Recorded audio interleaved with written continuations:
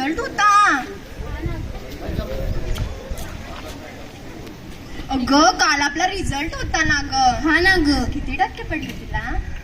मला 65च पडाली. अगं चांगलं आहे ना ग. तुला किती पडाली? मला 70. अरे तुला चांगलं आहे ना, कॉंग्रॅच्युलेशन. थँक्यू. अगं तुला पण चांगले पडाले, कॉंग्रॅच्युलेशन. थँक्यू. अगं ही तर आपलीच फ्रेंड आहे ना ग स्नेहल. हा ना. काय ग स्नेहल कशी आहे? मी बरी आहे, तुम्ही कसे? बरेत आम्ही पण. तुमचा का रिझल्ट होता ना? हो ग. किती मार्क्स मिळाले तुम्हाला? मला 65. मला 70. अरे ही तर ढ ही बघी किती हुशार आहे. अगं ही ड आहे म्हणजे काहीला काहीच येत नाही का? अगं कसं झालं असेल माहिती का? तिच्या कुठं लिहिण्यात प्रॉब्लेम आला असेल किंवा तिने स्टडी बरोबर केली. आणि असं नाही हा, असं कोणाच्या मार्गावरून जज नाही करायचं बाबा. चला आता आपण आहे ना खूप दिवसानंतर भेटलो. आता आपण खूप दिवसानंतर भेटलोय. चला आपण कुठं फिरायला जाऊया. हो हो. अरे हे तर आपलेच मित्र आहे ना. आम्ही बरी आहे. आणि काल तुमचा रिझल्ट होता ना? मग किती टक्के पडले तुम्हाला? मला 65. आणि तुला? मला 70. दोघींना पण कॉंग्रॅच्युलेशन. थँक्यू. अगं हा कोण आहे? अगं हा पण आपलाच फ्रेंड आहे. अरे मोबाईल कस काय घेतला? अरे आल्यापासून नुसतं मोबाईल बघतो. काय त्या मोबाईल मध्ये? अरे मी माझं काम करत होतो. अरे आम्ही किती दुरून तुम्हाला भेटायला आलो, नुसतं मोबाईल मध्येच राहतो का? अरे पण असं कोणी काढून घेतं का? घ्या तुमचा मोबाईल. अरे हे सर्व जाऊ दे, चला बसूया. चल.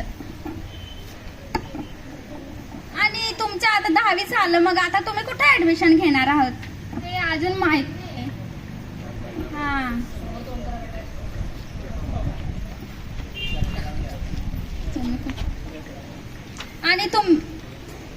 आणि तुम्ही कुठे ऍडमिशन घेणार आहात मग?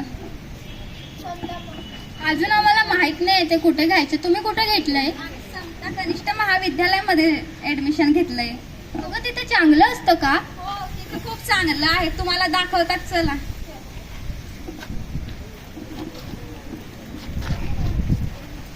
ते बघा ते आपल्या प्रिन्सिपल सरांचं ऑफिस आहे. त्याच्याच बाजूला लायब्ररी. आपण लेक्चर झालं का रोज आम्ही तिथं 2 घंटे अभ्यासाला बसतो. हे आपल्या इकडं सर आणि टीचरांचे स्टाफ रूम आहेत. जे आपले जे सर आहेत, टीचर्स आहेत, ते खूप स्कॉलर्स आणि खूप आपले जे बी डाऊट्स आहेत ना खूप क्लिअर करतात. अरे हे सर्व ठीक आहे, पण काही कार्यक्रम होतात की नाही रे? मग होतात ना, भरपूर कार्यक्रम होतात. स्पोर्ट्स, मग भरपूर कार्यक्रम होतात. स्पोर्ट्स होतात, म्हणजे संगीत, सांस्कृतिक कार्यक्रम, भरपूर असे खूप कार्यक्रम होतात. अच्छा अच्छा ठीक आहे. आता ना 10वी संपली बाबा.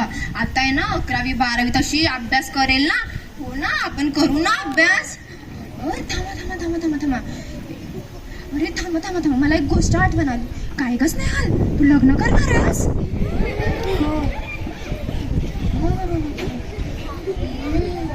लग्न कसं काय? लग्न?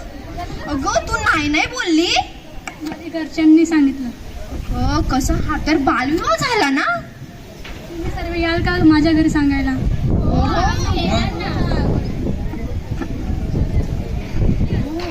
बघ आता समज, तू लग्न करून घेतलं, ठीक आहे, लग्न केलं, तुला केस, तुझ्यावर केस होईल, तुझ्या नवऱ्यावर केस होईल, परत तुझ्या आई वडिलांवर केस होईल. हे तुला चालेल का? नाही ना. मग तू बघ आता आहे ना, हे सर्व जाऊ दे. त्यांना सांग मला शिकायचंय, मला मोठं बनायचंय, मला माझ्या स्वतःच्या पायावर उभं राहायचंय. अरे हो, शिक्षण किती महत्वाचे आहे ना. तसंच पदवी पण किती महत्वाची आहे. हो, पण पदवी महत्वाची आहे, पण त्या सोबत तर तुमची किंवा तुमच्या पालकांची पैशाची व्यवस्था नाही झाली किंवा फायनान्शियल कंडिशनमुळे तुम्हाला पैसे न भरता आले, तर तुम्ही काय करणार? त्यामुळे तुम्हाला तुमची स्किल्स दाखवावं लागतील. जसं आज भरपूर काम आहे पदवीशीर, जसं बांधकाम करू शकतो आपण, कारागीर काम आहे, ब्युटी आहे, मेकॅनिकल आहे, प्लंबिंग आहे, असे खूप काम आहे.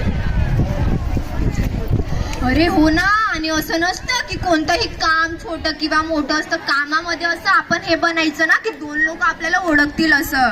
काय ग केव्हाची नुसती मोबाईल बघते? काय बघते? आम्हाला पण दाखव. अगं थांब, मी इंस्टावर रील्स बघते. अगं कोणतं ग? गुलाब साडी आणि लाली लाली लाल दिसते मी बारी राजा. अगं हे काय गुलाबी साडी लावून ठेवलंय? अगं पुस्तक वाच, पुस्तकामधून तुला ज्ञान प्राप्त होईल. अगं मला कंटाळा येतो. अगं कसला कंटाळा? शाळा. अगं पुस्तक वाचशील, तुला ज्ञान प्राप्त होईल आणि आता बघ तुला वाटेल मी मोबाईल बघायला पाहिजे हा, पण नंतर पुढे जाशील काहीतरी तुला समज जॉब नाही भेटली, तू शिकली नाही, मोबाईल मध्येच राहिली, मग नंतर तुला शिकायला भेटेल का? बाबासाहेब आंबेडकरांनी सांगितलंय वाचाल तर वाचाल. हो ना, वाचाल तर लिहाल पण.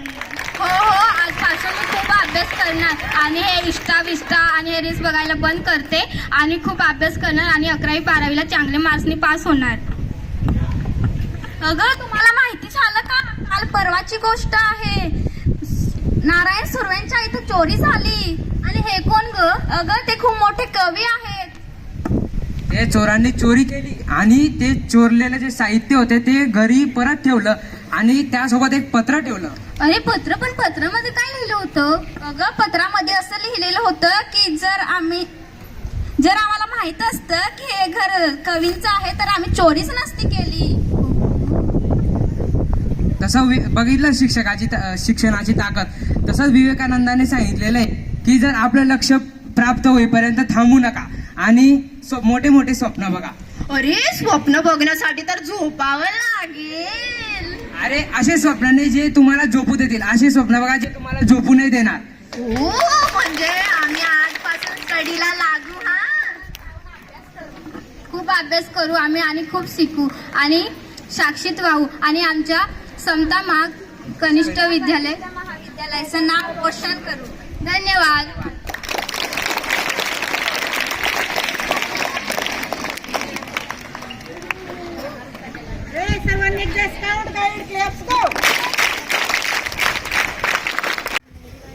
सर्व विद्यार्थी मित्रांना नमस्कार. आज आपण शिक्षण सप्ताह अंतर्गत दिवस 4 सांस्कृतिक दिवस म्हणून साजरा करत आहोत. आज आपलं